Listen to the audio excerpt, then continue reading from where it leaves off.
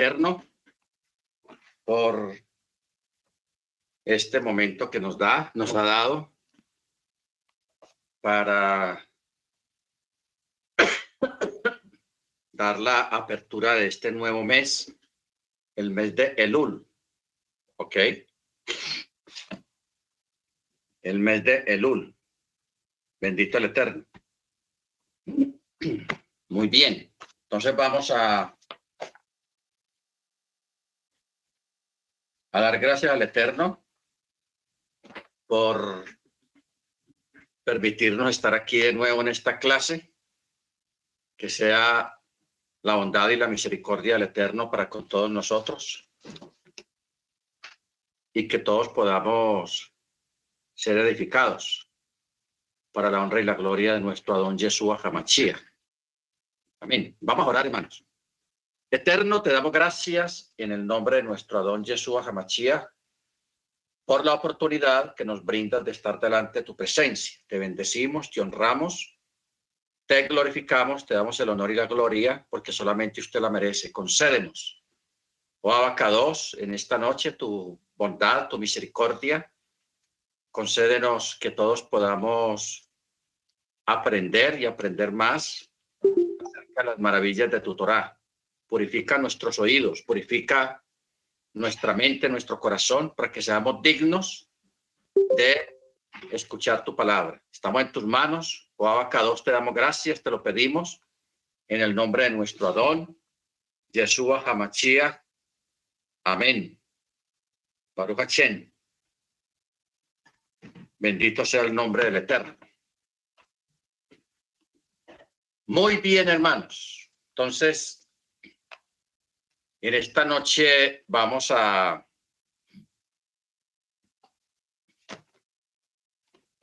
hacer un poquito de todo.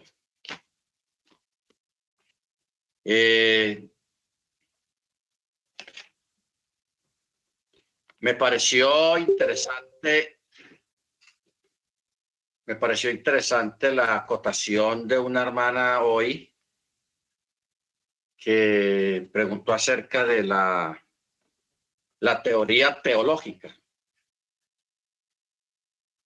La teoría teológica acerca de si el Brit Hadashah, o sea, el Nuevo Testamento, fue escrito en griego, porque en los colegios bíblicos y en las instituciones de teología, pues enseña que la Biblia, al menos el Nuevo Testamento, porque ya que digan que el Antiguo Testamento fue escrito en griego, ahí sí, pues es una gravedad.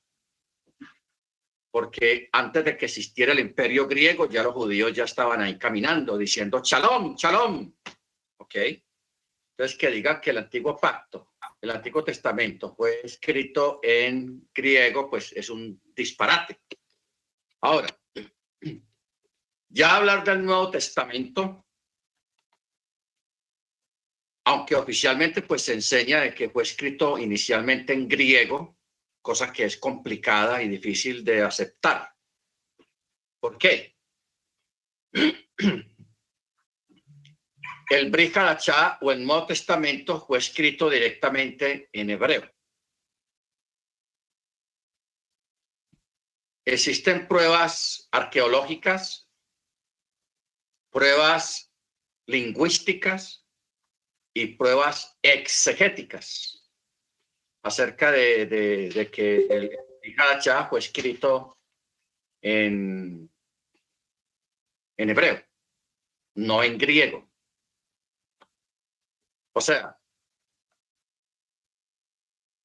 cuando uno mira, cada cultura tiene su forma de expresarse. Por eso a mí me gusta mucho todos los que estamos aquí, porque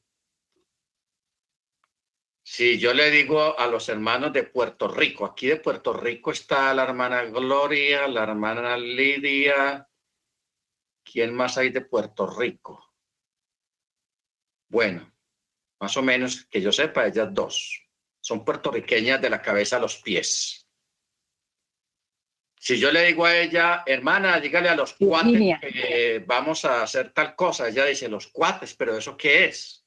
¿Eso es un cuero o es una comida o qué es? O sea, esa palabra cuate no se dice ni se acostumbra en Puerto Rico. Es una palabra mexicana, de México, porque aquí en Colombia tampoco se utiliza la palabra cuate. Esa es una palabra típica de México. Allá en Puerto Rico se acostumbran otras palabras, otros modismos. Entonces, cada país tiene sus palabras, sus modismos. Entonces, ¿qué ocurre?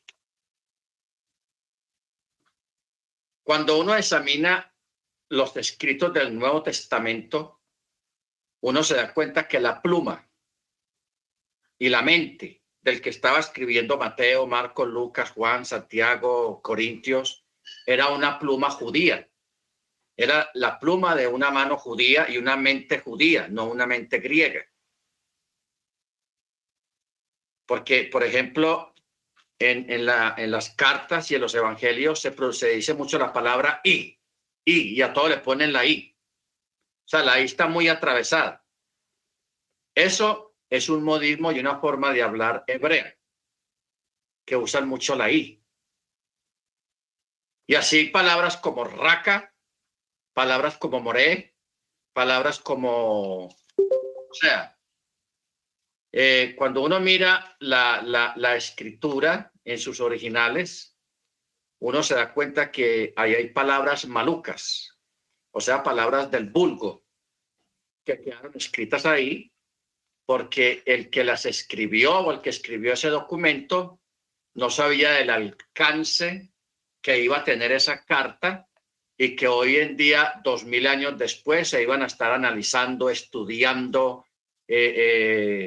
o sea, memorizando todas esas palabras. Si ellos hubieran sabido que esas cartas, que esos evangelios iban a ser tan estudiados y que iban a prevalecer durante casi 2000 años, ellos hubieran pulido sus documentos. Pero gracias al Eterno que ellos lo escribieron como cuando usted le escribe una carta a un amigo suyo que está en otra ciudad. Usted lo escribe con su forma de ser. Entonces, por ejemplo, si la hermana Gloria me escribe una carta desde Puerto Rico, un documento, una carta así, un saludo, y la hermana Grace me escribe también una carta, un saludo, la hermana Grace no lo va a hacer con mentalidad colombiana ni con mentalidad puertorriqueña. Ella lo va a escribir como ella piensa, como ella escribe y como ella habla en México, porque ella es mexicana. La hermana Gloria también va a hacer lo mismo. Ella va a escribir ese saludo con mente puertorriqueña y con las palabras normales que se usan allá en el léxico. ¿Ok? Y así cada cual con sus palabras en cada país. Entonces, cuando uno examina los documentos, las cartas apostólicas, uno ve ahí una pluma y una mentalidad judía, no una mentalidad griega. ¿Qué ha pasado con el griego? ¿Por qué aseguran que fue del griego? Porque recuerden que la primera institución que tomó control de la congregación en el año 200 después de Machías fue el catolicismo, Alejandro el Grande. Él toma control de lo que se llama la iglesia y dejan afuera en el primer concilio, no, en el segundo concilio que se realizó, porque el primer concilio es el que está en la Biblia, en Hechos de los Apóstoles. Pero luego, 150 años después, se celebró el concilio de Nicea, una especie de asamblea de pastores, de rabinos. ¿Cuál fue el detalle? Que a ese concilio no invitaron a los rabinos o a los pastores judíos. Los dejaron afuera. Los creyentes judíos los dejaron afuera, porque ellos ya tenían una agenda. Los dejaron afuera y no los invitaron. Entonces ahí fue cuando comenzó la paganización de lo que era la congregación inicialmente. Entonces, esa paganización ya tenía una una muestra que era el antisemitismo. O sea, dejar a un lado y fuera todo lo que huela a judío, a hebreo, dejarlo afuera. Era una tarea ardua. Entonces, ¿qué hicieron? Hicieron traducir al griego las cartas originales que habían escrito los apóstoles, los chalías y los apóstoles. Estamos hablando de los evangelios, estamos hablando de las cartas apostólicas, Hechos de los Apóstoles, Corintios, Efesios, Gálatas, Colosenses, Tesalonicenses, Judas, Apocalipsis, todo eso. Las tradujeron al griego y retuvieron los documentos originales o las copias originales en hebreo que ellos tenían, las retuvieron y las escondieron. Entonces, ahí a partir de los siglos, como ya era el catolicismo el que tenía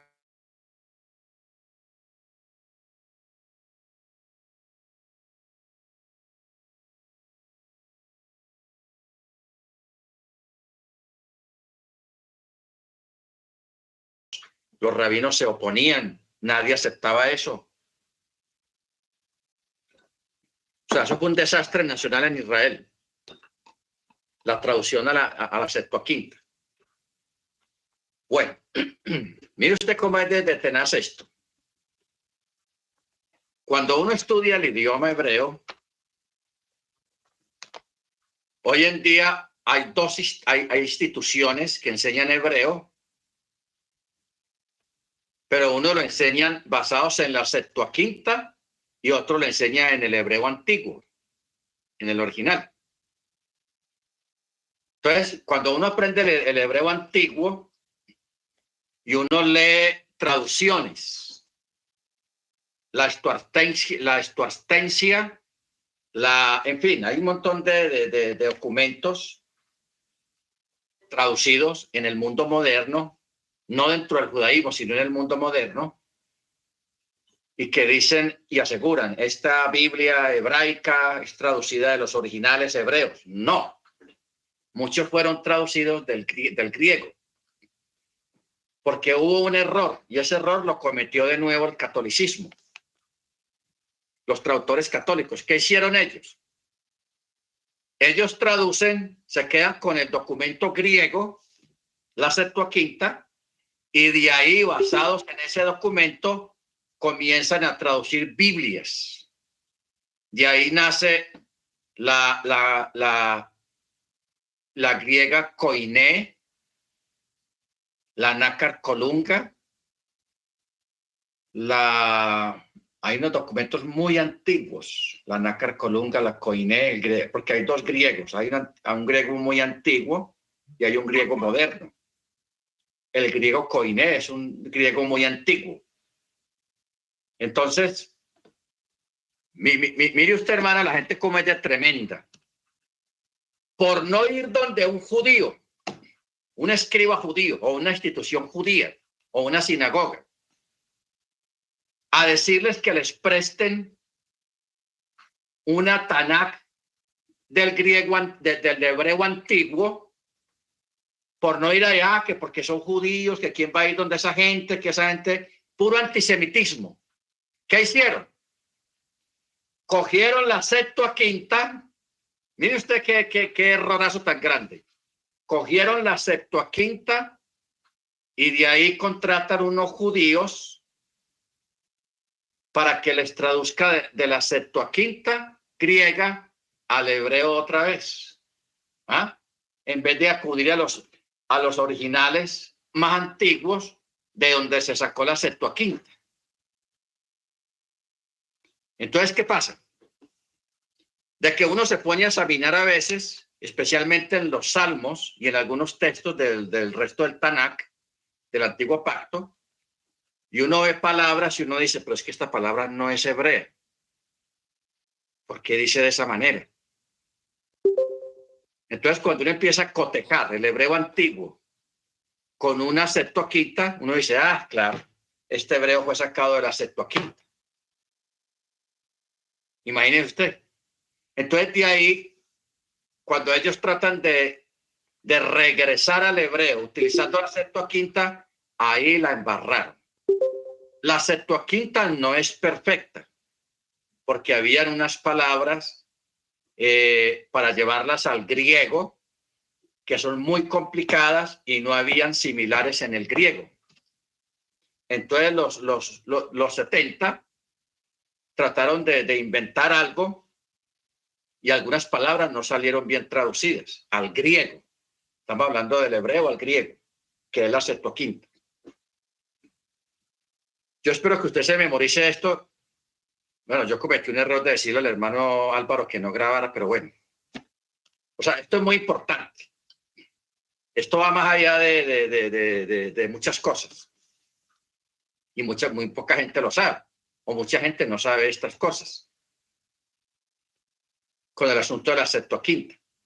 Entonces, la mayoría de las Biblias, porque las primeras fueron las católicas, especialmente la Nácar Colunga, la Biblia de Jerusalén, la Biblia del Oso, que ya ustedes saben que yo la tengo acá.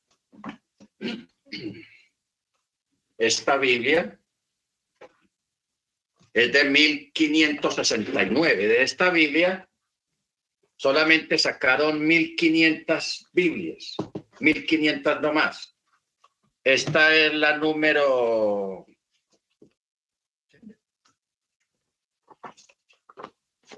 Esta es la número 161, porque todas vienen numeradas. Entonces, esta es 1569. O sea que esta Biblia tiene 401 año, 401 año más o menos. 400 años de antigüedad. El castellano que hay aquí en esta Biblia casi no se habla hoy en día. ¿Qué es lo curioso de esta Biblia? Que ahí no, en ese tiempo la J latina no existía todavía. La J latina no existía. Y hay mucha gente que no entiende eso. La J latina no existía, entonces la J se cambiaba por la F. La F. Mire cómo dice, por ejemplo, Proverbios 4. Oír, hijos, el castigo del padre y estad atentos para que sepáis inteligencia, porque os doy buen enseñamiento, no desamparéis mi ley, porque yo fue hijo de mi padre, delicado y vínico delante de mi madre. Y enfenuame y decíame, sustete mis razones tu coracó. Guarda mis mandamientos y huirás. Este español ya no se habla actualmente. Estamos hablando del 1500. No existía ni la J y todo era con la F y la F gutural. Entonces, esta Biblia es muy interesante. Pero esta Biblia viene de la Septuaginta, no viene del hebreo original. Nos vamos entendiendo. Luego viene la Reforma. Pastor, Calvino y toda esa gente. Entonces, Pastor, ¿no podemos grabar aunque fuera tarde? Es que es Álvaro. No sé, teníamos que preguntarle a hermano Álvaro, pero ustedes, yo creo que ustedes pueden grabar también en sus computadoras si están en la computadora.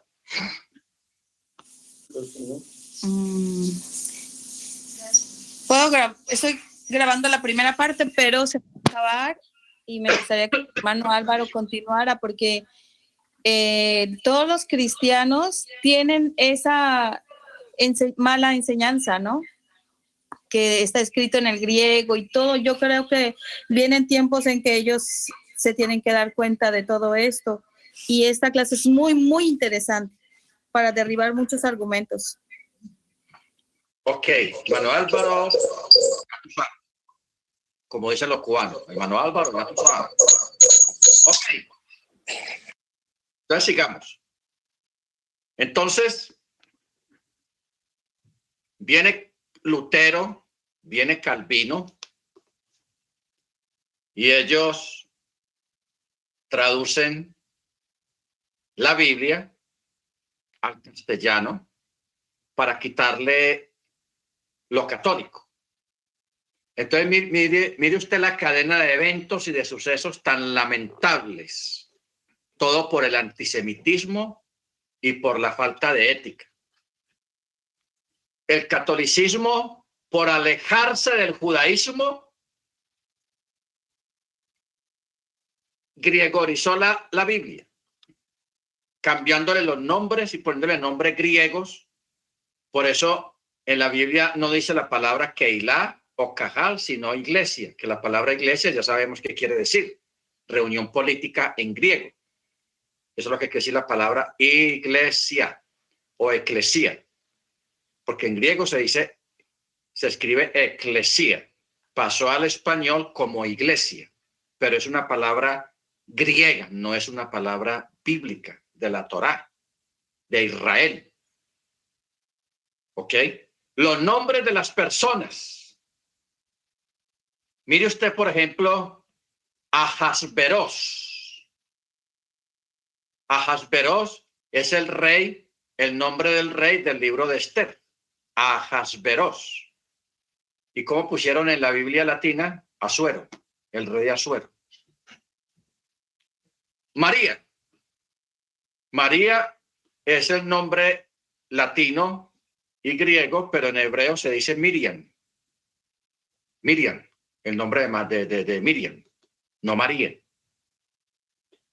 Entonces, todos los nombres hebreos originales los cambiaron por nombres latinos. Eso es un error y eso es una afrenta al documento, a la palabra y al escritor, al autor, que en este caso el autor es el Eterno.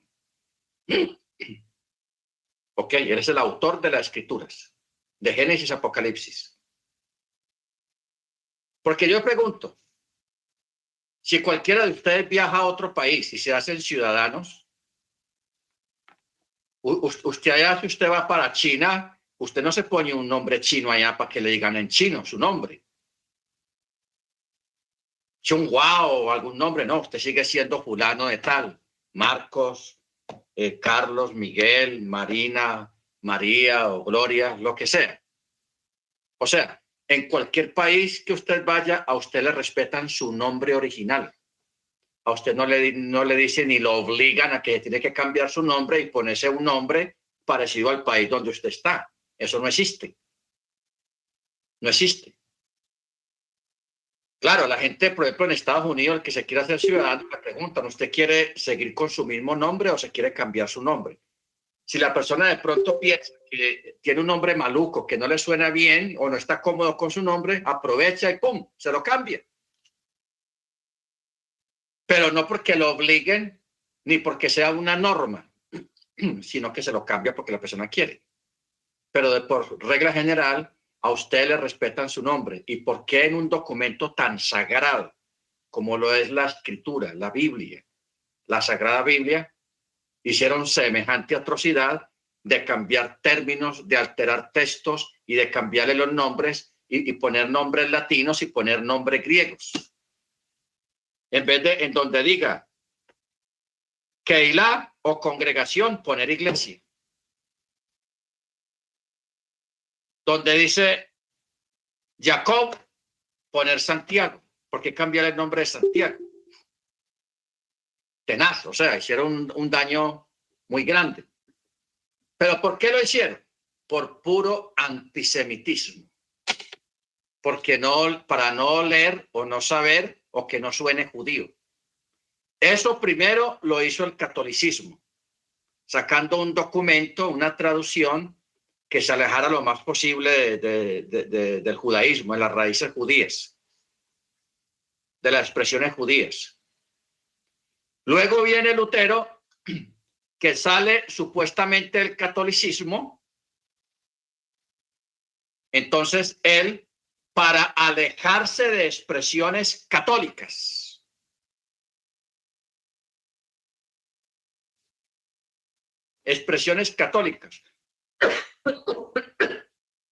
él también coge y saca una Biblia, en este caso Casiodoro de Reina o Reina Valera, y también cambia otras expresiones para que esas expresiones no suenen tan católicas. Porque hay unas Biblias católicas, hermanos. Por ejemplo, la palabra sacramento no existe en los originales, pero la palabra sacramento es un término muy católico.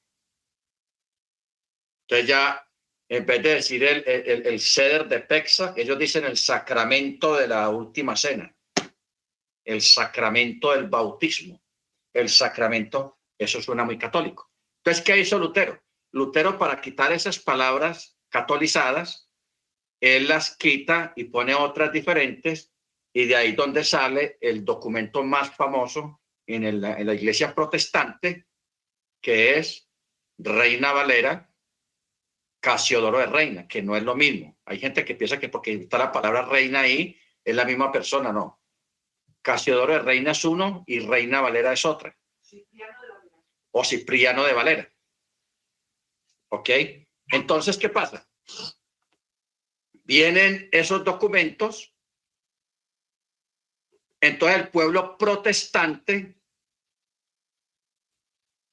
vende y produce esa Biblia en forma masiva, y esa es la Biblia que tiene la mayoría de la gente, una Biblia que tiene un 40%, 45% alterado, el contenido alterado, porque Lutero, él no corrigió algunas cosas que el catolicismo ya había adulterado en la Biblia católica.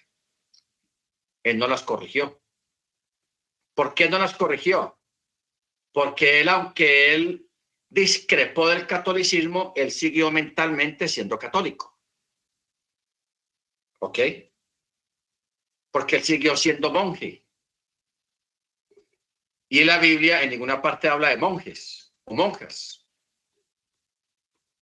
Hermana Adriana, ¿tú ibas a decir algo?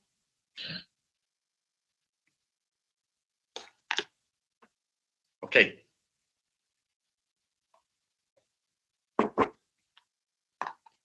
Entonces, mire ustedes, en la situación en que estamos en este tiempo. Ahora que estamos en las raíces hebreas, que estamos regresando a las raíces de la fe, ateniendo algunas palabras que dijo Yeshua. Primera, porque la salvación viene de los judíos, palabra que le dijo a la samaritana.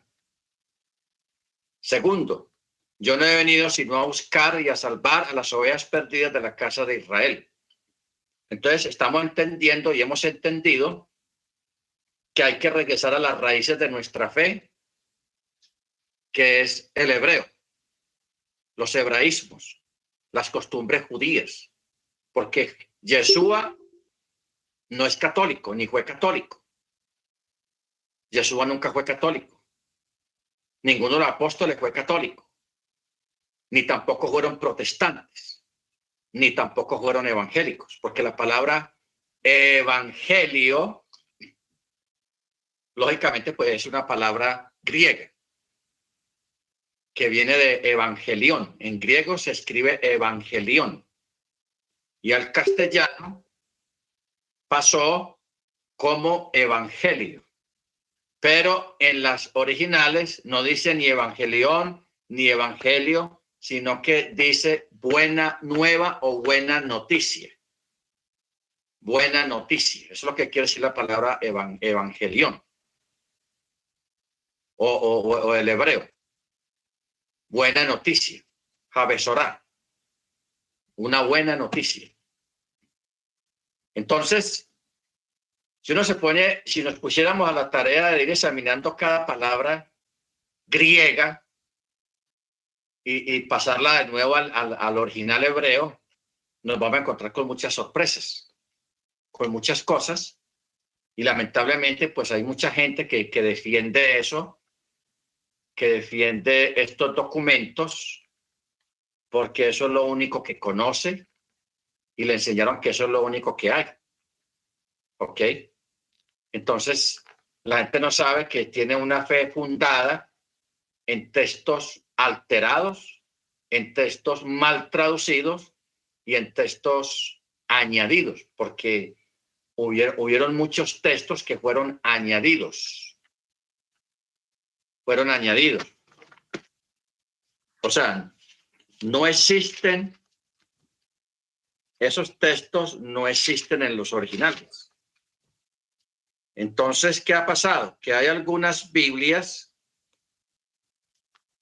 que los omitieron, o sea, que las están corrigiendo y están, por ejemplo, en Lucas 22, versos 43 y 44, no existen en los originales. ¿Ok? Lucas 22, 43, 44 no existen en los originales.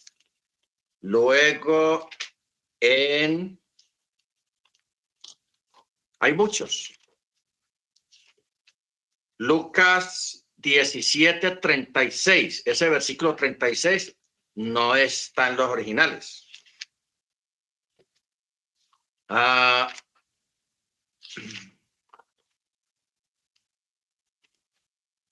No, eso es una cantidad de versículos, hermanos, impresionante. Pero hay una porción donde son como 15 versículos seguidos que los añadieron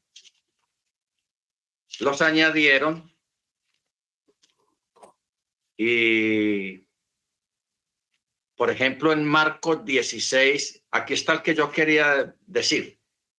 Marcos capítulo 16, en Reina Valera, está del 1 al 20, pero del versículo 9 al 20, o sea, 11 versículos, no están en los originales antiguos. No están. O sea que esa porción fue añadida. Ahora, usted pregunta, pero hermano, ¿cómo se sabe que eso fue añadido? ¿Cómo se da uno cuenta? Por ejemplo, Mateo 15, 28. No, Marcos 15, 28, el verso 28 no existe en los originales. Es una añadidura. Ahora, ¿cómo se da uno cuenta? En una traducción no se da uno cuenta. Porque en las traducciones se pierde mucha esencia. Porque si a mí la hermana Gloria, pues, o la hermana Ana Galicia, y la hermana Gloria, cada una me envía una carta comentándome trivialidades diarias de la vida ya en Puerto Rico o en México. Entonces la hermana Gloria con su puertorriqueño puro empieza, hermano, varón, tal y tal cosa, tal día esto, y palabras típicas de allá de Puerto Rico, el olay. Luego viene la hermana Ana y me escribe un documento con puro mexicano, puro acento mexicano, y lo vierte ahí en el documento. Ok, entonces tengo dos documentos, uno muy puertorriqueño y el otro muy mexicano. Entonces, ¿qué hago yo con esos documentos? Los traduzco al inglés, los dos. Entonces, si yo se traduce al inglés, ya al traducir el documento al inglés, pierde el acento borinquén y el acento mexicano. Se pierde completamente el acento. Y los modismos puertorriqueños y los modismos mexicanos. Se pierde. Eso mismo pasó con la Biblia. Ahora, ¿cómo se da uno cuenta de que algunos textos fueron añadidos? Porque a nosotros allá nos enseñaron el estilo literario de cada escritor. Por ejemplo, Matillahu, él tiene su estilo literario, o sea, su forma de escribir, su mentalidad. Marcos también tiene su estilo literario. O sea, todos escribimos diferente, de acuerdo a la capacidad intelectual, de acuerdo al estudio que la persona haya tenido. La persona vierte su inteligencia y su forma de escribir de acuerdo a sus estudios y a lo que sepa y a cómo escriba. Entonces, cada escritor, a usted le enseñan a distinguir el estilo literario de Mateo, de Marcos, de Lucas, de Juan, el estilo literario de Pablo, el estilo literario de Pedro, el estilo literario de Jacob y el estilo literario de Johanán, de Juan. ¿Ok? Y todos tienen un estilo literario diferente. Diferente. Y eso, todos sabemos eso. Que usted sabe cómo escribe en su familia o un amigo con que usted se haya escrito cartas, o una persona, o una amiga, o un amigo, y usted sabe su forma de escribir. ¿Ok? Porque todos no escribimos iguales. Cada uno tiene su forma de escribir. ¿Ok? Así mismo los escritores. Eso no ha cambiado. Entonces, ¿qué pasa? Uno coge y empieza a leer los textos o un libro y uno se encuentra con unas, por ejemplo, en Marcos. Marcos tiene su estilo literario. Entonces, cuando uno llega aquí al capítulo 16 y llega al versículo 9 en adelante, uno se da cuenta que cambia el estilo literario del escritor de la carta. Y uno dice, no, esta letra no es de fulano de tal. Esa forma de escribir no es de él. No es de él, no. No es. Esa es una pista. El estilo literario y la forma de escribir. Luego, como ya hoy en día están apareciendo tantos documentos antiguos, muchos documentos muy antiguos, de antes de Constantino. Entonces, ¿qué pasa cuando se encuentra una carta antigua de los evangelios? La cotejan con las cartas supuestamente sacadas desde los originales. Entonces, ahí es donde empieza a cotejar palabra por palabra, si es cierta o no es cierta. Entonces, eso es lo que se ha hecho hoy en día y se está haciendo todavía. Se está cotejando documentos porque el Eterno está permitiendo que en este tiempo empiecen a aparecer cartas antiguas, documentos bíblicos muy antiguos. Por ejemplo, cuando apareció la porción de Isaías en las cuevas de Qumran, hermano, eso fue espectacular. ¿Por qué? Porque ese documento data de la época de Machía y posterior a Machía, en Qumran. Entonces, ¿qué pasó? Se van los intelectuales bíblicos y sacan ese documento de Qumran y lo cotejan con las Biblias modernas judías, especialmente con el rollo de Isaías, y lo cotejaron, ¡pac!, frente a frente, igualitos, igualitos. Entonces, de ahí para adelante se han estado encontrando los arqueólogos más documentos, más libros enterrados ahí en la tierra, y otros que están en Egipto, otros están en Asia, escondidos, pero están apareciendo documentos de la época de Machía. Y no haya que creer que están escritos en griego, hebreo. Están escritos en hebreo, no en griego.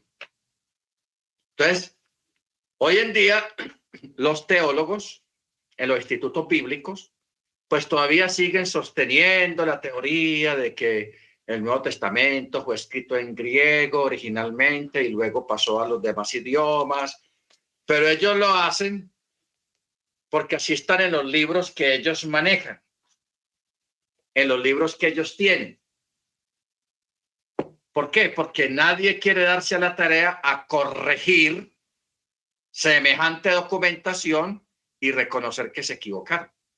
Nadie quiere darse la tarea de eso. Entonces, por puro orgullo de no reconocer un error garrafal, ellos siguen enseñando. Es como los profesores hoy en día en la clase de ciencias, todavía enseñando la evolución. Teorías que ya se quedaron sin plumas, quedaron desemplumadas, quedaron por el piso porque no tienen asidero.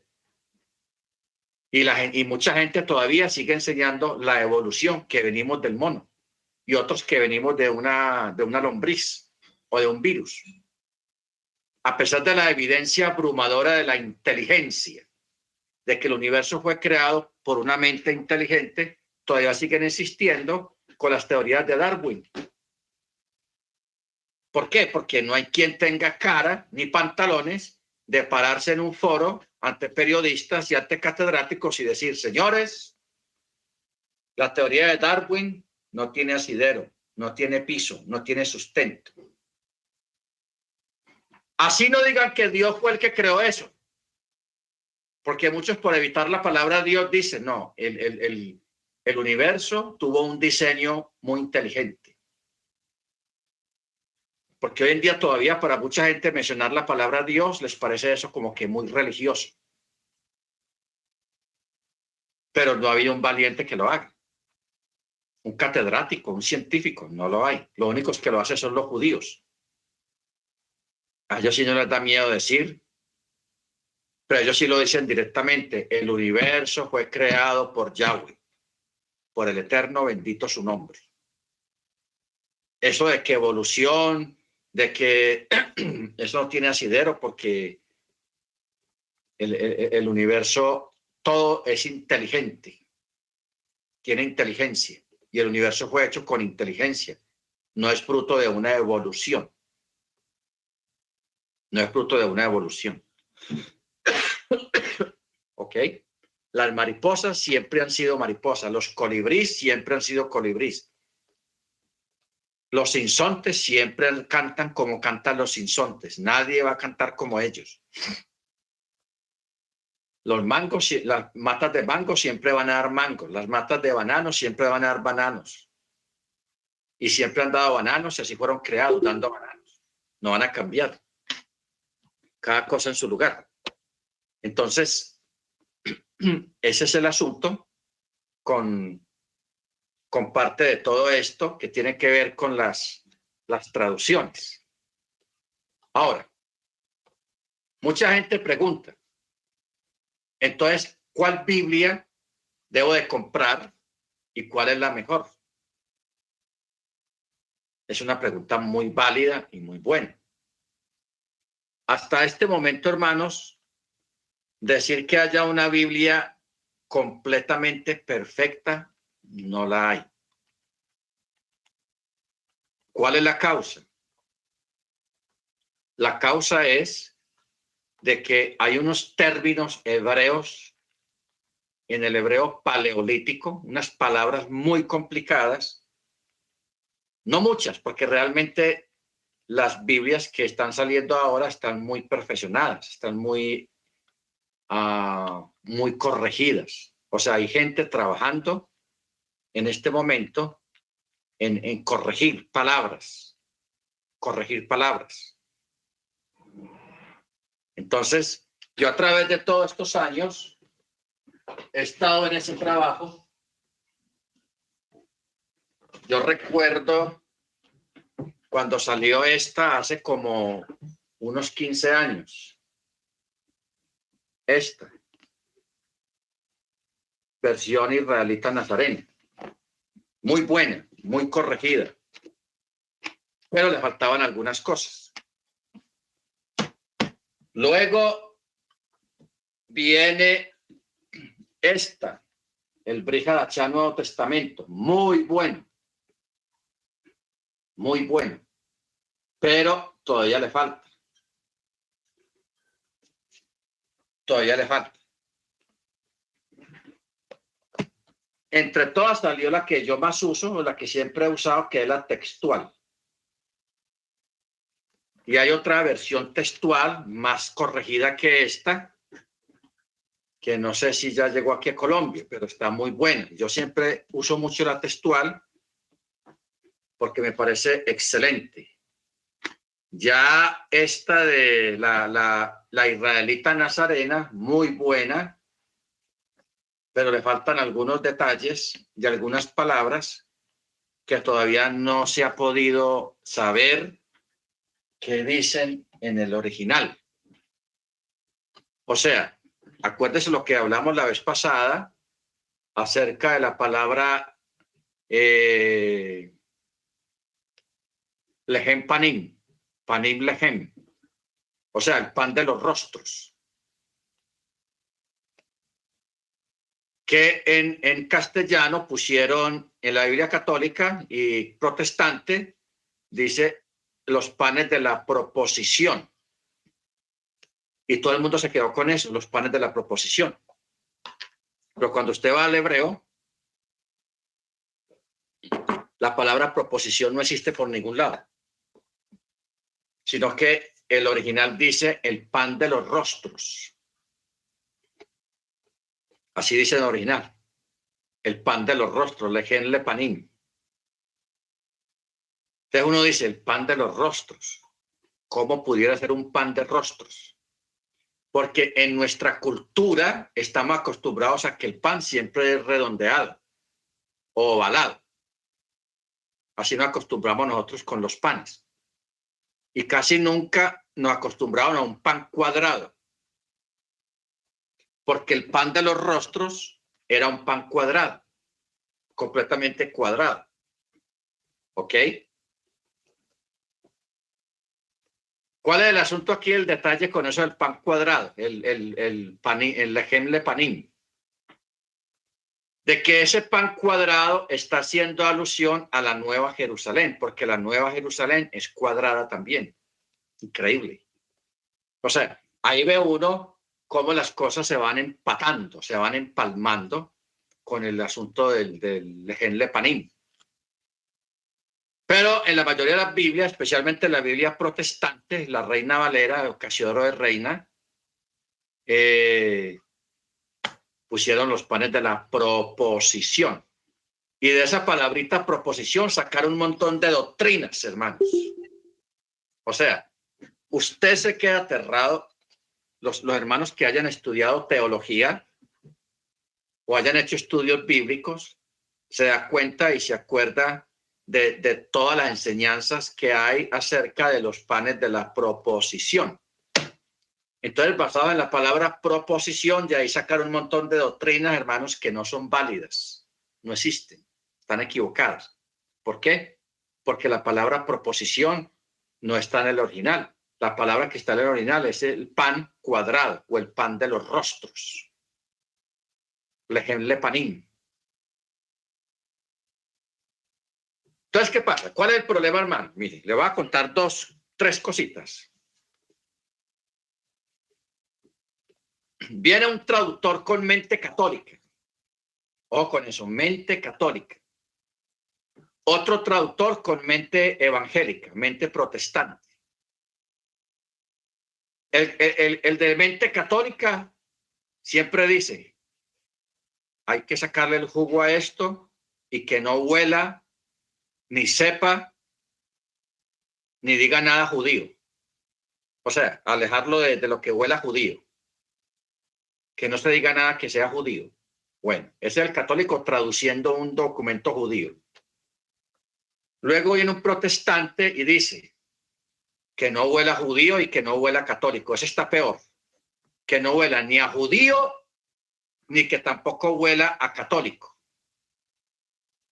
Entonces llega la persona y empieza, por ejemplo, en el libro de Éxodo, donde habla el texto ese donde dice que el pueblo vio, porque el texto original lo dice, o sea, eso lo dice. Dice que el pueblo vio el sonido del shofar. Los otros fenómenos sí se podían ver, la lluvia, los truenos, los rayos, el humo, las nubes, todo eso se vio. pero ver el sonido del shofar es imposible. Pero eso fue un milagro que el Eterno hizo. Que se vieran los sonidos. Eso es sobrenatural. Entonces viene una persona, un traductor, con mente católica y bien incrédulo, y lea ese texto en hebreo.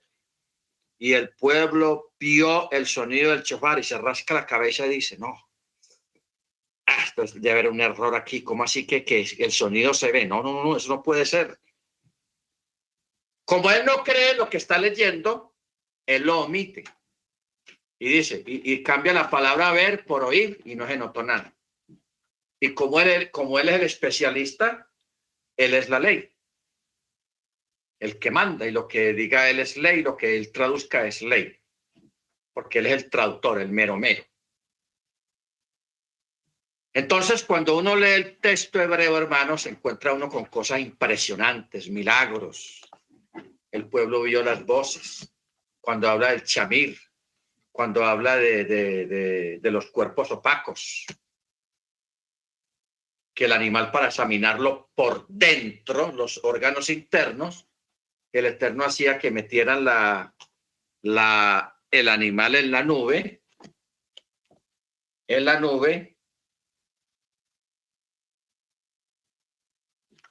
y cuando lo metían en la nube, el animal se volvía opaco, o sea, se podían ver sin necesidad de abrir el animal con una bisturí, se lo podían ver porque el animal lo sacrificaban después. Entonces, ¿cómo lo van a abrir? Lo van a aporrear el animal para mirar los órganos internos. Pero en la nube, lo metían a la nube y se podían ver todos los órganos internos. Haga de cuenta, puros rayos X. O sea, los rayos X no los inventó una persona en ese tiempo. Ya el Eterno había inventado eso, ya había creado los rayos X. ¿Ok? Bendito el Eterno.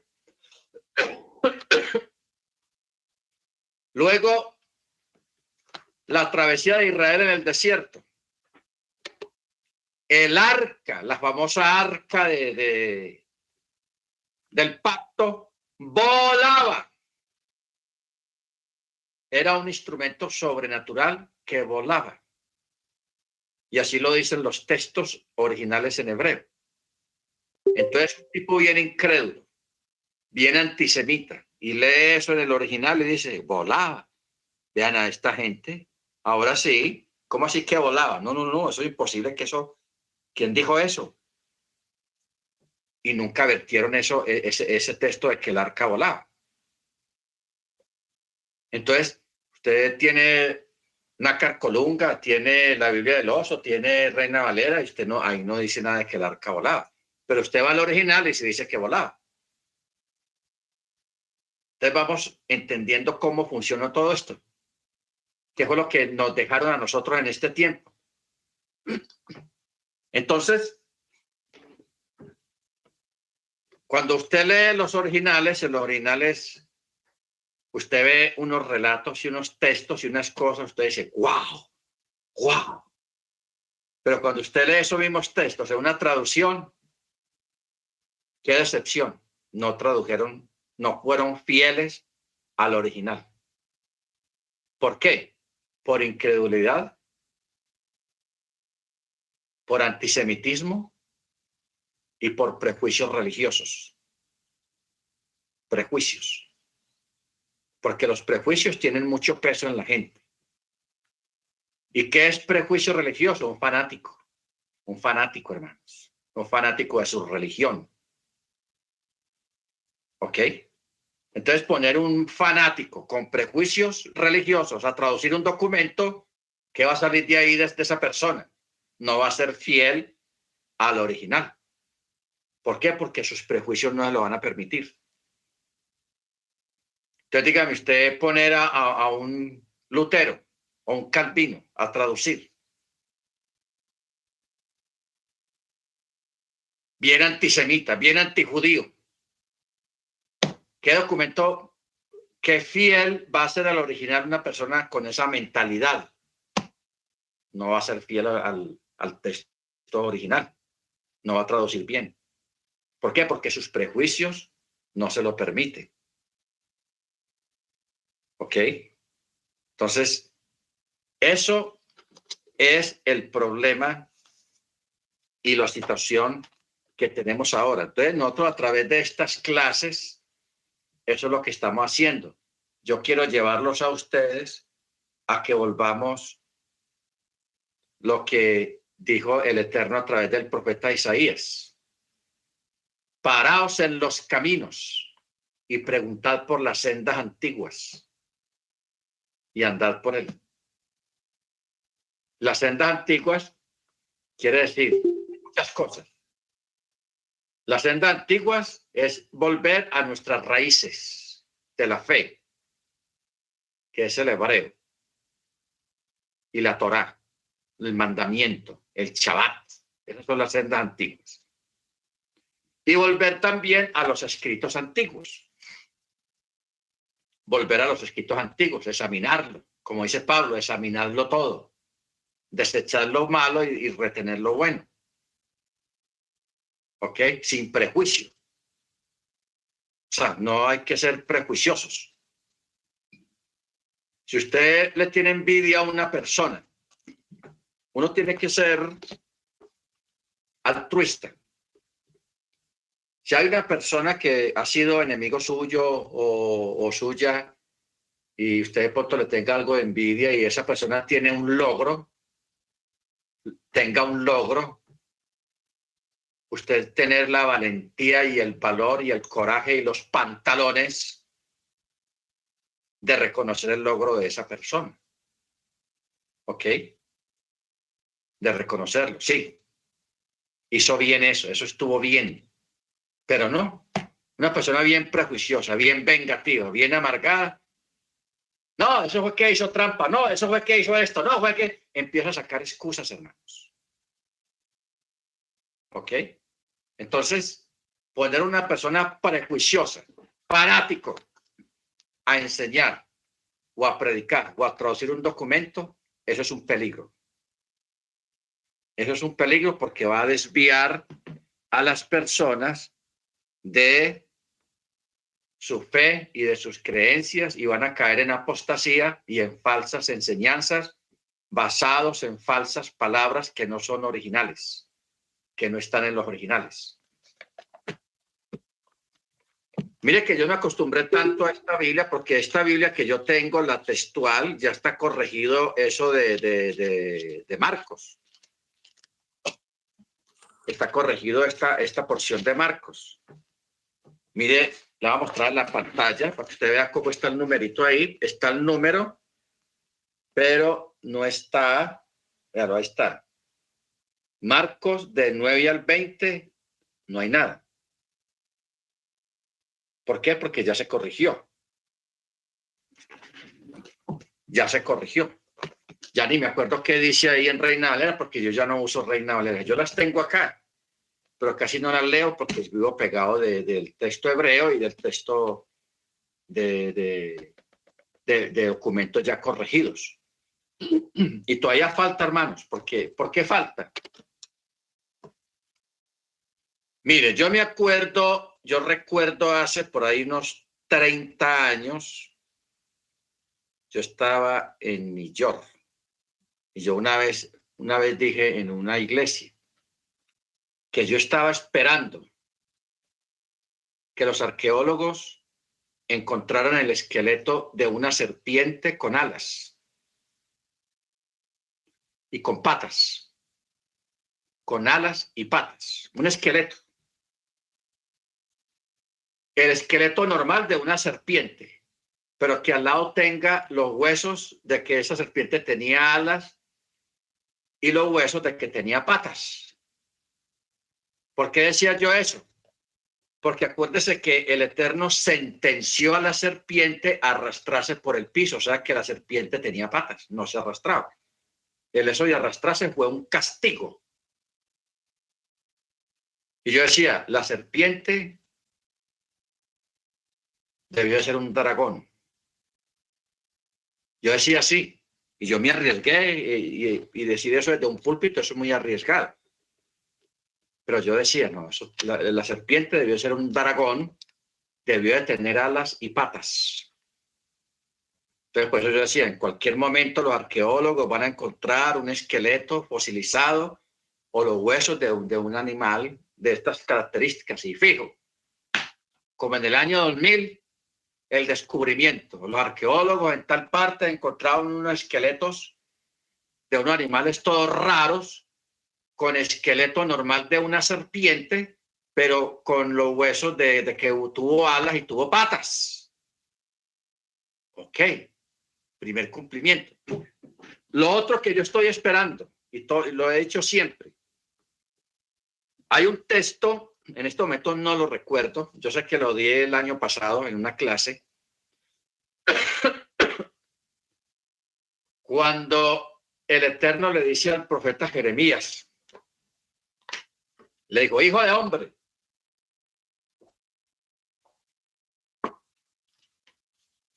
escribe este documento. ¿De qué se trataba el documento? La escritura de que Judea y Jerusalén le pertenecen a Israel. A mí me pareció increíble eso. Entonces el Eterno le dice, entonces el profeta escribió el documento. Yo, el Eterno, declaro y digo que Israel, que Jerusalén y Judea le pertenecen, son propiedad del pueblo hebreo, de tal y tal descendencia. O sea, empezando con Abraham. Y luego cuando ya el profeta tenía el documento, el rollo, lo metió en una vasija de barro y le dijo al Eterno, entiérralo. Entierra esa vasija con el documento adentro. Y eso está escrito en los profetas, en Jeremías.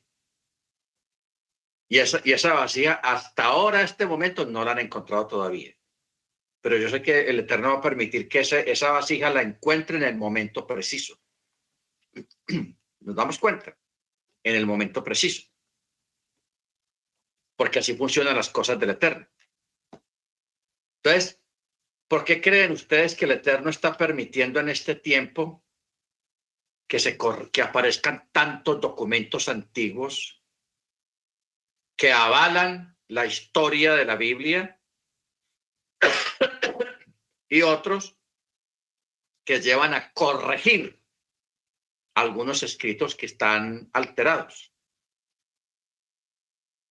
O sea, en cualquier momento encuentran ese el de Jeremías, el jarrón, encuentran más escritos de las cartas apostólicas originales, porque hay una carta que está perdida. Hermano Freddy, hermana Lidia, hermana Niurka, me ayudan a ver quién lo encuentra, que en este momento no tengo la cita, donde Pablo le escribe una carta a una de las congregaciones, a Galacia o a Éfeso, y él dice, y la otra carta que escribí a otra iglesia,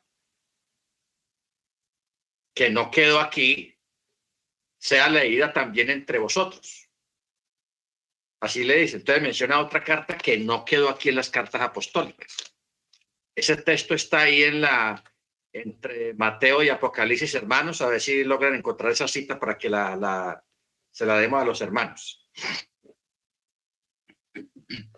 Porque hay muchas cartas, hermanos, que se perdieron.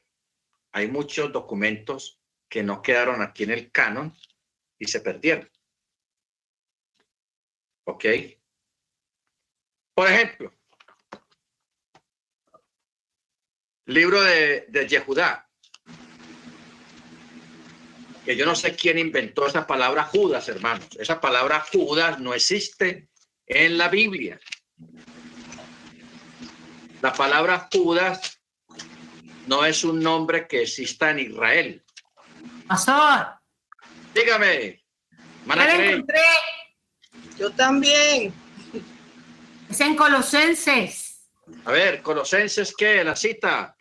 La cita es Colosenses 4:16. Así es. Eso, hermanas, qué bueno. Así me gusta, escudriñadores de la Biblia. Muchas gracias. Gracias, Somos pastor. un gran equipo con eso. Colosenses 4:16. Ojo con lo que vamos a leer. Dice, yo lo tenía aquí marcado y todo. Cuando esta epístola, o sea, Colosenses, haya sido leída en presencia de vosotros, haced también que sea leída en la iglesia de los laodicenses y que vosotros también leáis la carta de la Odisea. O sea, él le había enviado 2 cartas, a la Keilah de Colosenses y a la Keilah de la Odisea. Y esa carta apostólica de la Odisea no está aquí. Se perdió. Nos vamos entendiendo. Ahora, ojo, hermanos, con volvernos nosotros fanáticos e ignorantes y decir, no, entonces la Biblia no sirve. Ojo con eso. Hay que tener cuidado con eso. O sea, estamos hablando el documento más perfecto y más revisado es el Antiguo Pacto. Perdón, es el Antiguo Testamento.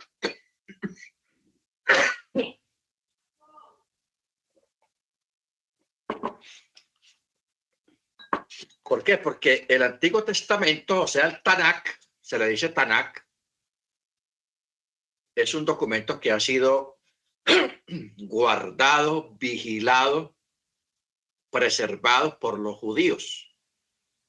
Y los judíos en ese aspecto han sido muy celosos y cuidadosos. Ellos, cuando alguien saca una copia de algún libro del Antiguo Pacto, ellos no lo dejan salir publicar así como así. Eso tiene que pasar por una revisión de los masoretes. O sea, los que antiguamente se decían los escribas, hoy en día son los masoretes. Los masoretas es gente que desde chiquitos se acostumbraron a leer el Antiguo Pacto. Torá, Neviín y Ketubín. O sea, la Torá, los escritos y los profetas. Y esa gente sabe de memoria. Todos los textos los saben de memoria. ¿Por qué? Porque esa gente desde pequeños hasta los 40, 50, lo pasan todos los días memorizando la Biblia. Y ya se lo saben de memoria. Ellos saben cuántas letras tiene el Antiguo Pacto o la Torá. Porque lo saben de memoria. Toda la vida estudiando eso todos los días, se memorizan. Entonces ellos crearon un código de que cuando alguien saca una copia de los profetas o de los salmos o de los escritos o de la Torá, cuando lo tiene listo, lo lleva a que lo revisen los masoretas, y no uno solo, sino varios. Porque de pronto uno dejó pasar un error, pero 2 no, y 3 menos, y 4 menos. Entonces, cuando ellos la revisaron bien de que no tiene un error y tiene las cantidad de letras que lleva un libro, porque ellos saben cuántas letras tiene Bereshit, Éxodo, Números, ellos saben cuántas letras tiene o cuántas palabras tiene cada libro. Ellos lo saben eso de memoria. Cuando ya lo revisaron bien, lo permiten publicar. Le dan el ok. El Nuevo Testamento, hermanos, imagínense, el catolicismo, lleno de prejuicios y de mañas, ellos no van a hacer eso. Claro, yo sé y usted sabe que actualmente existen Sociedades Bíblicas Unidas, Asociación de Bíblicas Unidas, está Sociedades Bíblicas Internacional. Hay como 5 sociedades que supuestamente se encargan de revisar las Biblias y las copias que salgan del Nuevo Testamento. Pero como esa gente no tiene ética, no tiene celo, ellos dejan pasar la levadura. Dejan pasar la levadura y permiten que se hagan las alteraciones. No hay celo con eso, pero en el Antiguo Testamento sí hay celo con eso. Entonces, teniendo en cuenta este texto de Colosenses, ya nos damos cuenta por ahora de que hay una carta que es la de la Odisea que se perdió. Se perdió. Y era una carta apostólica. Porque usted puede decirme, no, hermano, vea, eso está en Apocalipsis. Allá en la carta a las iglesias. Vea, capítulo 3, verso 14. La Odisea, del 14 al 22. Eso es una cosa aparte. Pablo, aquí en Colosenses, está hablando de una carta similar a la que se escribió a Colosenses. Segundo, la carta a Colosenses la escribió Pablo y el libro de Apocalipsis la escribió Johanán. ¿Ok? Entonces, si usted le dice esto que yo le estoy diciendo a ustedes, a alguien, ese alguien le dice, no, vea, eso fue, esa carta sí existe, vea, la de aquí, la de Apocalipsis. Usted diga, no, señor, un momentico. Mire que la carta a Colosas la escribió Pablo y la de Apocalipsis la escribió Juan. Entonces, si hay una carta que no quedó aquí, que se perdió. ¿Ok? Esa es la forma académica y concisa que nosotros debemos de aprender a hablar. No con argumentos indecisos, ni con argumentos sin fundamento, sin piso, sino con buenas respuestas. Tenemos que acostumbrarnos a eso, a dar buenas respuestas y no hablar con emociones ni hacer apologética con emociones tampoco. Aquí estamos extrañando al hermano Diego, que él es yo lo llamo el apologético, el que hace siempre la apologética. Muy bueno, porque a mí me gusta mucho que me hagan apologética, porque eso me pone a trabajar la cabeza y me pone a sacar cosas que están por ahí guardadas. Bueno, yo estaba hablando acerca de Judas, hermanos. Judas. ¿De dónde salió ese nombre? Si la palabra Judas no existe en la Biblia, la única parte donde existe Judas es en los evangelios y en el libro de Judas. ¿Y cuál es el problema? Que ninguna madre en América le va a poner a su niño el nombre de Judas. Hay gente que yo sí he visto que pone el nombre de Caín, porque les parece bonito. Caín, venga para acá. Bueno, pero Caín, pues a nadie le gusta ese nombrecito de Caín, por los malos recuerdos que trae. Pero Judas, ¿de dónde sacaron la palabra Judas? Del latín. Es una palabra romana. Pero en el original hebreo, porque este documento, la Biblia, es un documento netamente hebreo. Es Yehudá.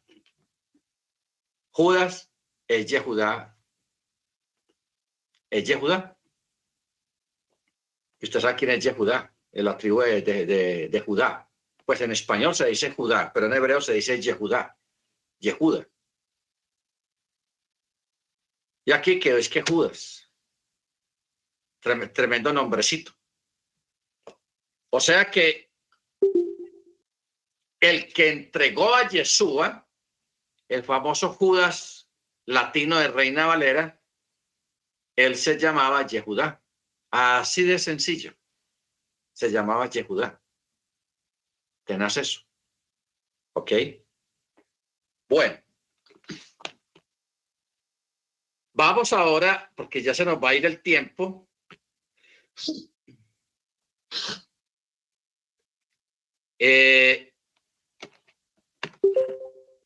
Vamos a responder preguntas o acotaciones que algún hermano quiera hacer. Una hermana preguntó por escrito, la Biblia textual viene de Holman. Holman, Bible Publisher, Bible Publisher, pero es de la Holman. Ellos fueron los que sacaron la Santa Biblia y viene de la estugartensia hebraica, y complementado con el Nuevo Testamento griego. ¿Ok? Nuevo Testamento griego. O sea, ¿qué quiere decir esto? El antiguo pacto, el Antiguo Testamento fue sacado de la Biblia hebraica estugartensia. Y el Nuevo Testamento viene de la Septuaginta griega. Lo sacaron de la Septuaginta. Entonces, por eso, este documento, la textual, que es la que más me gusta a mí personalmente, todavía le falta mucho por corregir. Esa es la verdad. Falta mucho por corregir. Ahora estoy usando bastante esta, que es un Nuevo Testamento más hebraico que la textual. Este sí está más hebraico y más al original, especialmente los nombres de los personajes y algunas palabras están más con más hebreo. ¿Ok? Entonces, ¿qué es lo que tenemos que hacer? Esperar. Hermana Niurka. Sí. ¿Puede poner nuevamente para copiar el nombre del Nuevo Testamento? Mostrarlo de nuevo. ¿Cuál? El último. Ajá. Pero, ajá. No se ve. Ahora sí. Dura de restauración, edición del nombre verdadero. Perfecto. Correcto. Un momentito, pastor. Ya. Otra vez. Otra vez. Por favor, sí.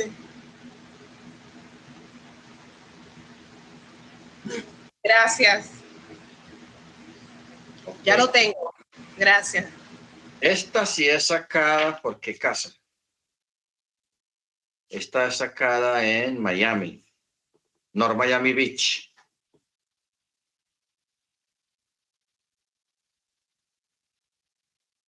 North Miami Beach. Traducida de la tercera edición actualizada en inglés. Supervisión escritural, administración doctrinal. Por el rabí Moshe Joseph Koniuchowski.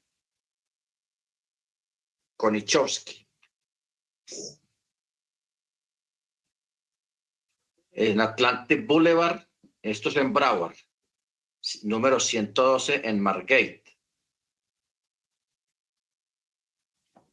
Allá se puede pedir. Si alguien allá en Estados Unidos quiere, yo le mando los datos completos de ese documento. Muy bueno. ¿Alguien más, hermanos, quiere preguntar o decir algo que yo no sepa o que yo no haya dicho? Bien puede, hermanos. La hermana Lidia.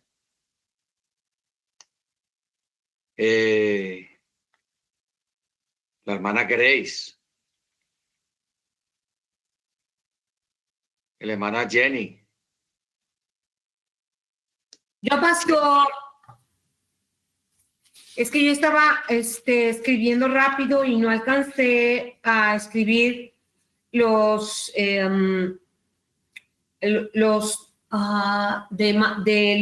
de Marcos, los que no están, los que no existen, pero les pusieron. A ver, le voy a dar a entender. Marcos capítulo 16. Ajá. Marcos 16. Que fueron añadidos en Reina Valera. Ajá. Son del 9 al 20. Añadidos del 9 al 20. Son estos versículos. Ok. O sea, verá que yo lo que voy a hacer es que voy a mirar, voy a ir página por página y les voy a dar los textos que están solamente el número, pero no está el contenido, porque se probó pues que eran añadidos. Es como el texto de Mateo 20. ¿Cómo es? Mateo 28:19. 28:19. Los católicos, porque los que empezaron con esto fueron los católicos. Pero ya en muchas Biblias, en la mayoría de las Biblias, y aún los mismos católicos, los mismos protestantes ya reconocen esta realidad de que el texto 19 supuestamente dice: ir pues y discipulad a todas las gentes, bautizándolos en el nombre del Padre y del Hijo y del Espíritu Santo. Pero en los originales antiguos, incluso el griego koiné no dice así: ir pues y hagan discípulos de todas las gentes. Punto. Verso 20, enseñándoles a guardar todas las cosas que os mandé, y aquí yo estoy con todos vosotros todos los días hasta el fin de los siglos. Así están en los originales. El catolicismo, para justificar la triada, o sea, la Santísima Trinidad, lo que llaman la triada, ellos anexaron esta parte en este versículo, y ahí fregaron a medio mundo, porque hay más de medio mundo en el mundo cristiano que creen en la famosa Santísima Trinidad, que eso es una triada pagana, porque eso viene del paganismo. Un día damos un estudio sobre eso, el origen de las triadas. Porque las triadas, eso viene desde África, viene de Grecia, viene de Roma y viene de Babilonia. Pero todo es lo mismo. Las famosas triadas, que son triadas. O sea, un rostro con 3 cabezas. Que eso está muy enraizado en la cultura antigua, porque acordémonos que en el libro de Daniel, en el libro de Apocalipsis, existe una figura, un ser viviente que tiene 4 rostros: rostro de águila, rostro de león, rostro de toro y rostro de, creo que de cordero, algo así. No, de hombre, rostro de hombre. Hermana Ana, bien pueda. Estaba yo pensando que mi mamá se llama Trinidad. Pues ya no me gusta. Mi mamacita chula, se puede poner un alias para no decirle doña Trini o alguien o ella misma.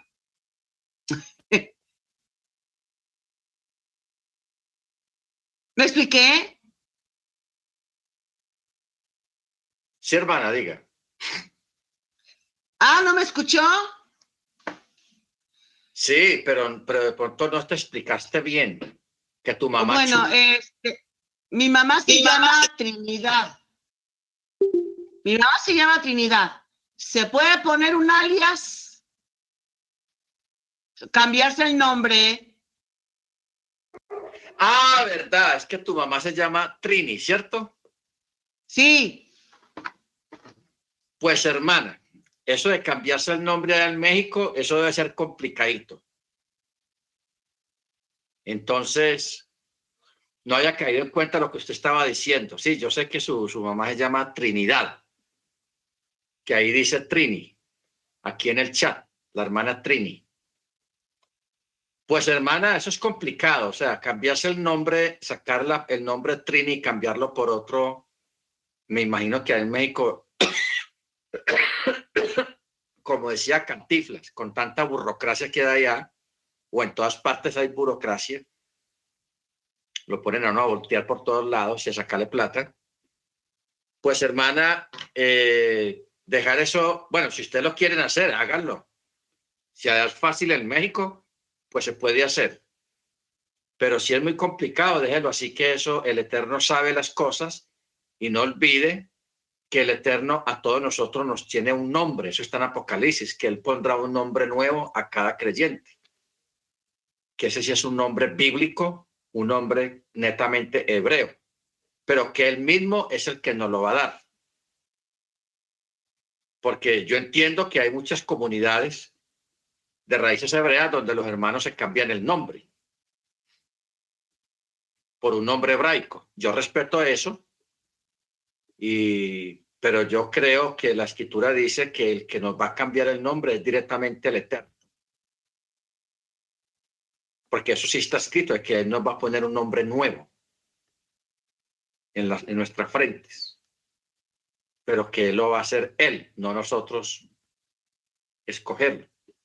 Pero si alguno de ustedes quiere cambiarse el nombre y ponerse Isaac, o ponerse Miriam, o ponerse Elicheva, o ponerse Hadassah. Hay una hermana que tiene un nombre espectacular, la hermana Sirene. ¡Wow! Ese nombre me parece, es un nombre por un lado que es bíblico, muy bíblico, pero yo es primera vez que conozco, bueno, yo a la hermana no la conozco, solamente pues ahí que sale el nombre, pero ese nombre es Sirene. ¡Wow! Espectacular ese nombre, Sirene, que ese es un nombre, sí es bíblico. Hermano Álvaro, ¿iba a decir algo?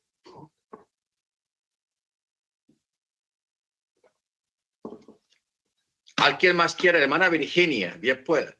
Sí, pastor, yo quisiera que me repitiera de la Biblia textual cuál es la edición, porque hay 4 ediciones de esa Biblia. Pues si usted puede conseguir la última edición, mucho mejor, pero esta creo que es la segunda o la tercera. Ah, sí, hay 4 de ellas. Sí, la cuarta edición yo no la tengo. Ok. Porque esta Biblia yo la tengo desde, ya la voy a decir. Esta Biblia la tengo desde el año 2005. Hace 15 años. La tengo. O sea que ya debe haber salido la tercera edición y la cuarta edición más corregida. Pero ¿cuál es el detalle? Que las últimas ediciones a muchas les suprimieron muchos comentarios y los comentarios son muy importantes. La están sacando, yo creo que la última edición la sacaron sin los comentarios y eso no es bueno. Los comentarios ayudan mucho e ilustran mucho acerca de los textos. Entonces, por eso me encanta esta y me gusta mucho esta por eso de los comentarios. Pero sí tiene mucho que corregir todavía. O sea, Gracias. ok, hermana, con mucho gusto. ¿Cuál es el asunto? Que yo estudié, a mí me tocó estudiar con un rabino que él participaba en la corrección para la Biblia textual. Él participaba en la corrección. Entonces, a ellos les mandan por por PDF la Biblia, se lo mandan a como a 50 o a 60 personas para que la revisen. Si encuentran algún error alguno, manda la corrección y dice, vea, esta palabra no es porque esto y esto. O sea, una corrección bien exacta, bien perfecta y bien documentada. Entonces, el hermano al rabino, o a mi rabino, a él le tocaba, él formaba parte de ese grupo que le mandaban el documento antes de mandarlo a imprimir. Entonces él hacía sus aportes porque él tenía muy buen conocimiento del hebreo antiguo. Entonces él a veces pues nos transmitía esas correcciones en las clases. Vea, esta palabra quiere decir esto, porque se lo corregimos y bueno, y todas esas cuestiones. Entonces, muy interesante eso. Entonces él me dice que cuando él vea que haya se saque una Biblia bien acertada, bien aproximada al original, una edición que él nos dice. Porque es que sacar un documento en hebreo es más fácil, porque no hay que luchar con una traducción, con la traducción a otro idioma. Ese es el problema de sacar un documento traducido. Porque yo aquí tengo en PDF, yo tengo la Biblia en hebreo. Yo tengo una Biblia completamente en hebreo. Un Nuevo Testamento. ¿A dónde está? Completamente todo en hebreo. Pero no tiene comentarios ni nada. Entonces es tenaz. Y a mí me gustan mucho los comentarios, porque los comentarios te ayudan a entender mejor el texto y a entender mejor las palabras que están escritas ahí en el documento. ¿Ok? La hermana Jenny pregunta por la textual. Hermana Jenny, tú le puedes preguntar a la hermana Lidia. Ella te puede ayudar. Ella sabe dónde se consigue fácil esas Biblias, la textual y especialmente la última edición. O si no, se escribe a la casa editorial donde la producen, o sea, la editorial Holman. Y ahí te dicen si ya salió la cuarta, como dice la hermana, la cuarta edición de este documento. ¿Alguien más quiere decir algo, hermanos? No se queden callados, hablen. Hermana Steffi, hermano Joan, la hermana Dagoberto. A ver, alguien de la familia Zúñiga. Imagínense, son como 10 y nadie dice nada. Tenaz.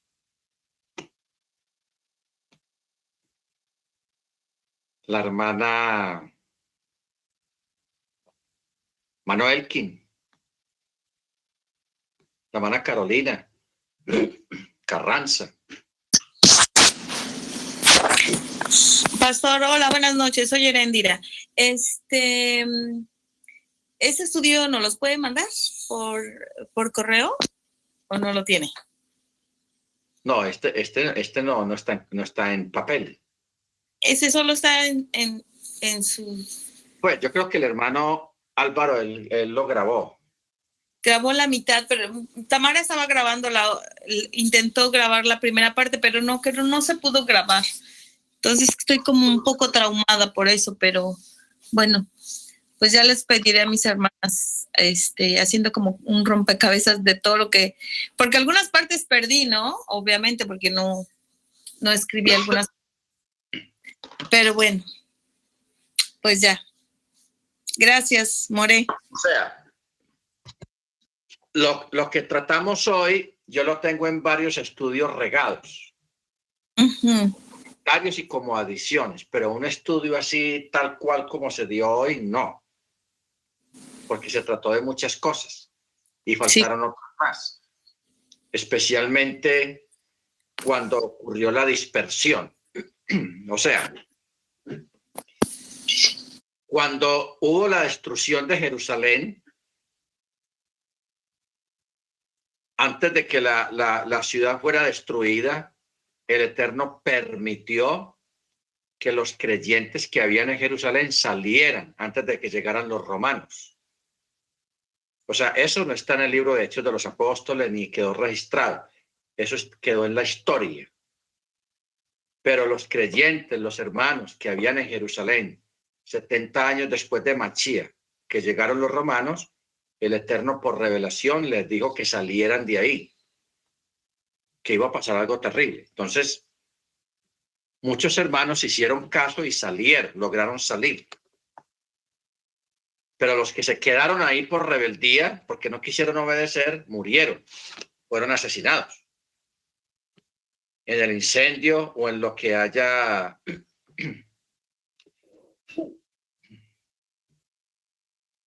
de lo que haya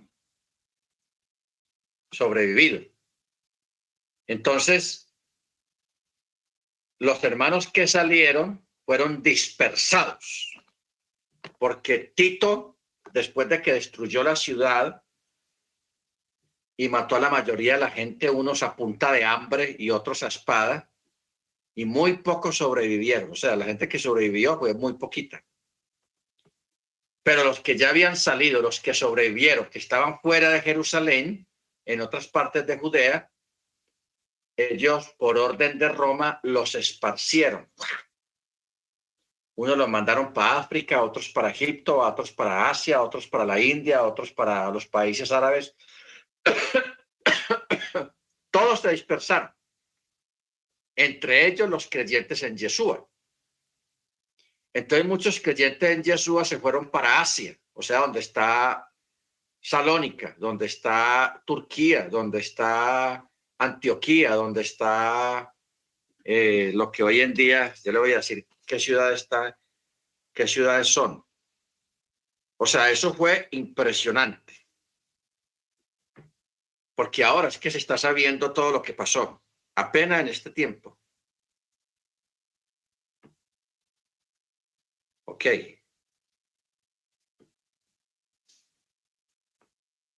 Estamos en lo que es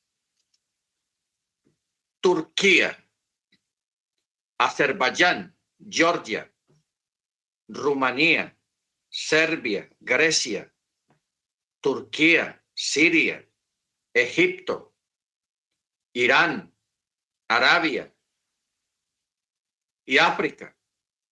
Todos los creyentes fueron esparcidos y muchos de ellos les llevaron copias de los evangelios y de las cartas apostólicas. Luego, los que se quedaron ahí cerca de Judea, fue sobre ellos que tomó el control, o sea, con la dispersión que ocurre después de que Pablo da está en el concilio de Jerusalén, que lo mandaron llamar pues para que diera cuenta de algunos asuntos, y después viene la destrucción de Jerusalén. Todos los judíos de Judea fueron dispersados, entonces se fueron con sus copias y algunos se asentaron lo que es Eslovaquia, Hungría, Serbia, Grecia, Rumanía, y otros para Azerbaiyán y Georgia, y otros se fueron para Egipto. Creyentes en Mashiach, y otros judíos practicantes del judaísmo ortodoxo. Entonces, ¿qué pasa? Que en este tiempo, como desde los años 90, han encontrado lo que es en Azerbaiyán, en Georgia, en Turquía, en Ucrania y en Rumanía y en Serbia. Se encontraron comunidades mesiánicas desde esa época, porque en estos lugares, más que todo en Azerbaiyán, en Egipto, en países árabes, en Yemen y en Irán, el catolicismo nunca llegó a esos lugares. A uno le enseñaban que el catolicismo era universal, que todo el mundo era católica. Mentira. En los países árabes nunca llegó el catolicismo. En la mayoría de los países de África tampoco llegó el catolicismo. Ni en Egipto tampoco. Ni en Turquía menos. El catolicismo tuvo influencia, fue en Europa. Francia, Inglaterra, Alemania, Austria, Italia, en Rumanía, en España. Esos eran los países de mucha influencia católica, pero lo que es África, que es más grande, África es 3 veces más grande que Europa. Ahí no llegó el catolicismo. El catolicismo nunca tuvo control de África. ¿Ok? Entonces, en esos países se encontraban comunidades mesiánicas, o sea, que creían en Yeshua y practicaban Shabbat y las fiestas del Eterno. Y los encontraron con cartas y copias de cartas, porque las antiguas ya se habían deshecho por el tiempo, porque las tenían al aire, pues con el aire normal, y eso no se puede, porque cuando esos documentos antiguos, esos papiros, los dejaban al aire normal, moderno, se dañan por la contaminación y por la humedad y por el frío, se deshacen. Entonces ellos lograron sacar copias, pero copias todavía antiquísimas. Y en esas copias es donde están los originales. Y en esas copias deben de haber documentos de, por ejemplo, la carta que falta de la Odisea y de otras cartas que se perdieron también, porque hay muchas cartas perdidas, hermanos. ¿Ok? Entonces, ¿qué pasó? Ellos se van con esas cartas, con esos documentos, y siguieron practicando Torah, creyendo en Yeshua. Entonces, hoy en día, esa gente, esos grupos están apareciendo, lo están encontrando, y a muchos de ellos se lo están llevando para Israel, porque son descendientes de esos judíos ortodoxos o creyentes en Yeshua que habían sido esparcidos a esos lugares con la dispersión de los romanos, cuando sacaron a todos los judíos de Judea. ¿Ok? Eso no lo cuentan ni lo enseñan en un instituto de teología. ¿Por qué? Porque ellos vienen, los institutos de teología vienen con la historia por el lado del catolicismo. Ojo con eso. La historia que le enseñan los institutos teológicos viene por el lado del catolicismo, por el lado del protestantismo, de Lutero, de Calvino y toda esa gente. Que es por ese lado se va la historia. Pero esto que yo le estoy hablando, nunca lo mencionan, aunque ellos saben que eso existe, que esa gente está ahí, pero ellos no lo mencionan por prejuicios religiosos, porque el protestantismo también es antisemita, es antijudío. Ese es el problema. O sea, todo eso, los prejuicios religiosos, el antisemitismo, es lo que ha llevado al mundo católico y al mundo protestante a un abismo doctrinal muy tenaz, muy terrible. Muy terrible. Entonces, eso es exactamente lo que nosotros estamos haciendo en este tiempo. Llevando a ustedes, a todas las personas que tengan la oportunidad de oír, llevarlo a sus raíces, a sus orígenes, a la historia veraz, a la historia real. No hay una historia maquillada y manipulada, ni ni promover una Biblia que ha sido manipulada y que ha sido cambiada y que le han añadido muchos textos y muchos capítulos. En eso estamos. Y ahí vamos para adelante con la ayuda del Eterno. Y lo más tenaz es que se nos fue el tiempo. ¿Ok? Entonces, hermanos, pues yo les agradezco en esta noche la deferencia, pero yo sé que vamos a organizar un estudio más conciso y con más data, y yo les voy a sacar los textos, le voy a sacar la lista de los textos que fueron añadidos, para que usted los tenga y usted los corrija, les haga circuncisión en su Biblia, los corrija.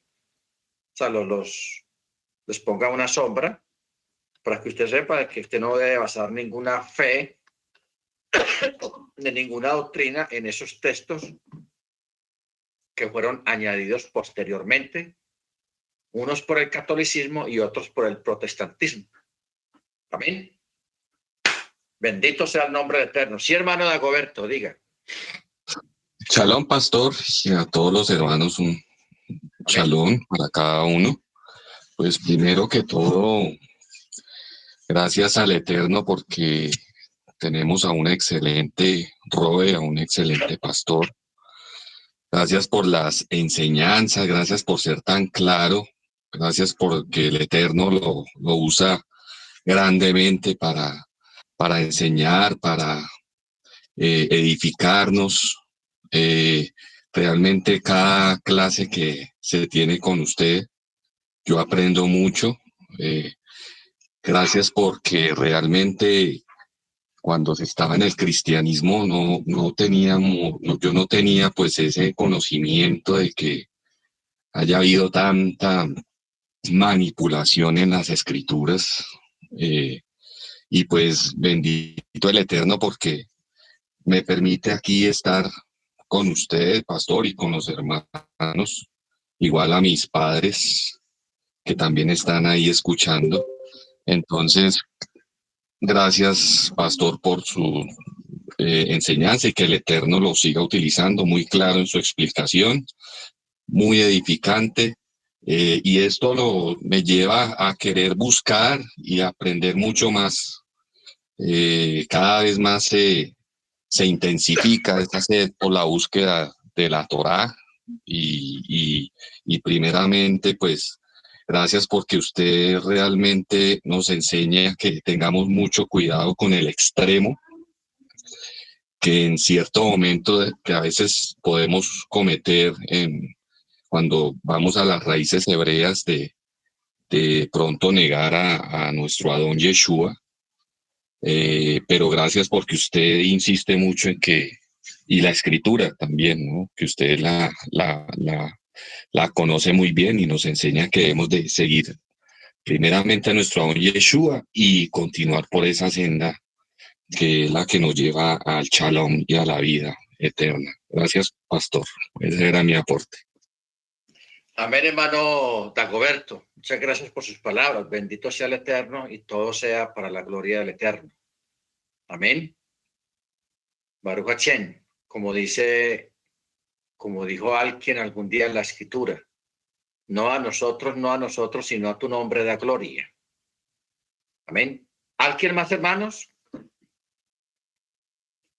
Un hermano preguntó del por qué el sumo sacerdote, el Cohen Hagadol, solo en Yom Kippur podía utilizar las ropas de lino y lana al mismo tiempo, siendo que está prohibido usar lino y lana juntos.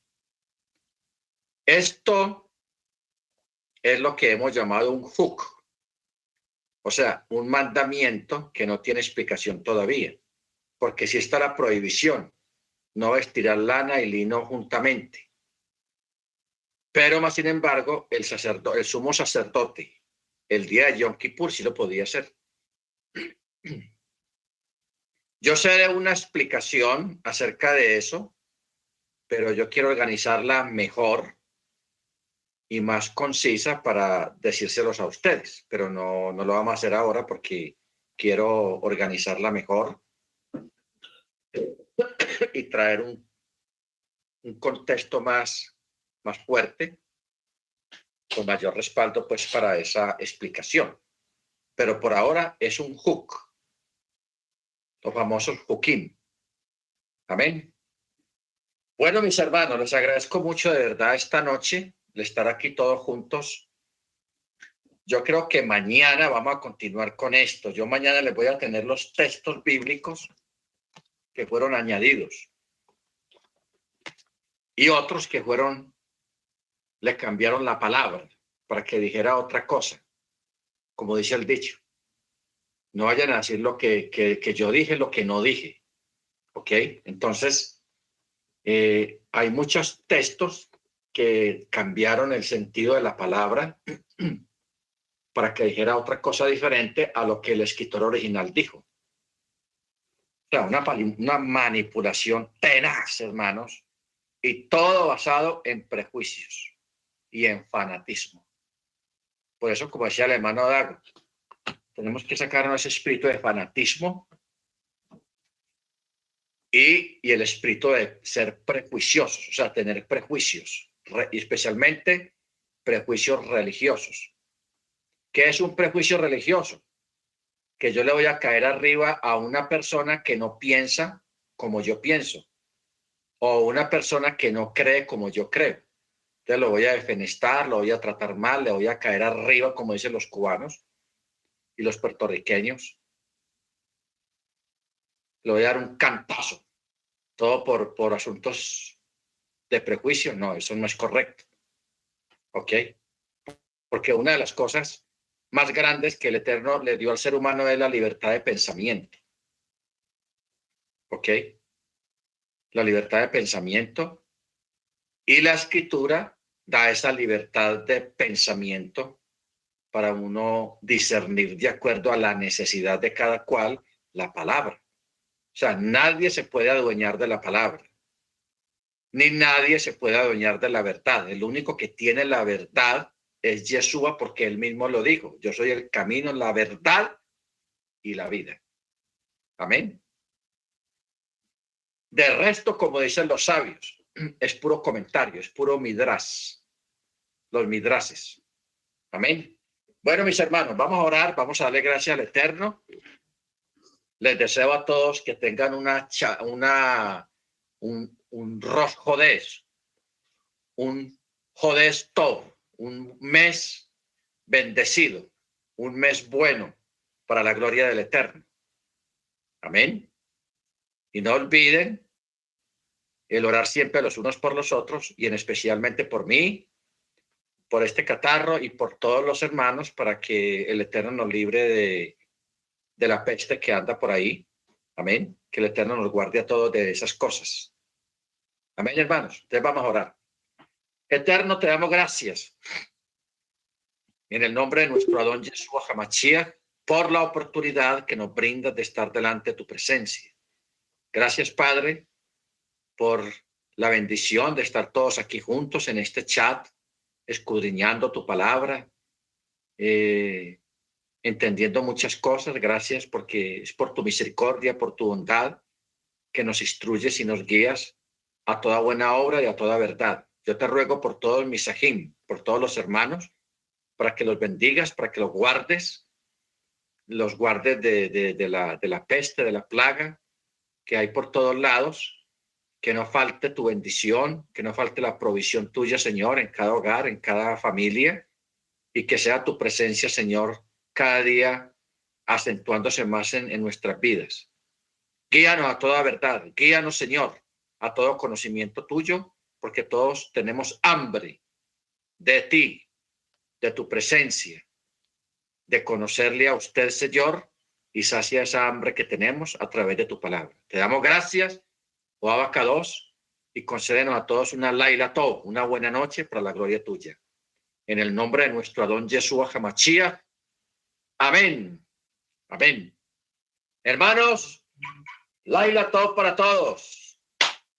Laila Tov. Laila Tov para todos. Amén. Laila Tov.